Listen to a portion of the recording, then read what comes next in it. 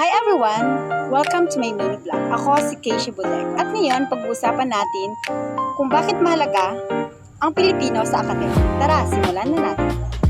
Una sa lahat, mahalaga ang Pilipino sa akademya dahil ito ang wikang mas madaling nauunawaan ng marami. Kapag ginagamit ang sariling wika, mas nagiging malinaw ang mga konsepto, lalo na sa mahihirap na aralin.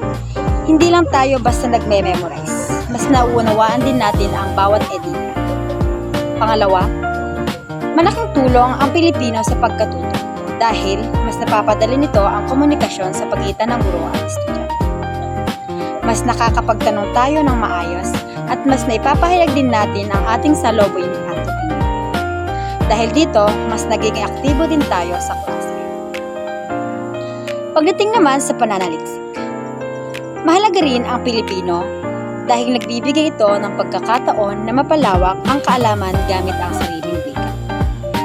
Nakakatulong ito upang maipahayag ang mga ideya sa mas maraming Pilipino. Hindi lang sa mga marunong mag-Ingles. Sa komunikasyon, nagsisilbi itong tulay para magkaintindihan ang lahat. At kahit laganap ang paggamit ng Ingles, mahalaga pa rin ang pananatili ng Pilipino. Ito ay bahagi ng ating kultura at pagkakailanlan bilang isang Pilipino.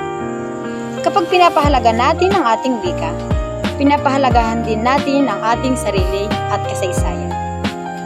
Sa huli, ang Pilipino ay hindi lang isang asignatura, isa rin itong mahalagang kasangkapan sa pagkatuto, pananaliksik at pakikipagkomunikasyon. Kaya, gamitin natin ito at ipagmalaki. Maraming salamat sa panonood.